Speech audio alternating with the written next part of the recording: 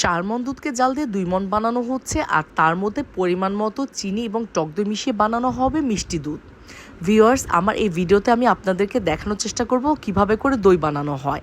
আর দইটা বানানোর পর এই টুকরিগুলো নিচে ঢেকে রাখা হয় পুরোপুরি জমে যাওয়ার জন্য। আর ওনারা গ্রামে প্রত্যন্ত অঞ্চল এবং চরাঞ্চল থেকে গরুর দুধ, খাঁটি গরুর দুধ সংগ্রহ করে এই গ্যালনগুলোর মধ্যে রাখে, কারণ এই সমস্ত দই এবং ঘি তৈরিতে খাঁটি গরুর দুধ লাগে। আর আমরা সবাই কম বেশি জানি ডেইরি প্রোডাক্টস তৈরিতে সিরাজগঞ্জ কতখানি প্রসিদ্ধ। এই যে দেখেন ঘি বানিয়ে রেখেছে, আর অনেক অনেক লাকড়ি। যেহেতু অনেক দুধ জাল দিয়ে অল্প দুধে পরিণত করা হয়, সেহেতু প্রচুর আগুনের দরকার হয়, সেই জন্য প্রচুর লাকড়ির দরকার হয়। আর দইগুলো বানিয়ে ফেলার পর এই টুকরিগুলো নিচে ঢেকে রাখা হয়, তার কারণ হচ্ছে দইটা জমার সময় যেন কোনো প্রকার পোকামাকড় বা ময়লা আবর্জনা না পড়ে, সেই জন্য।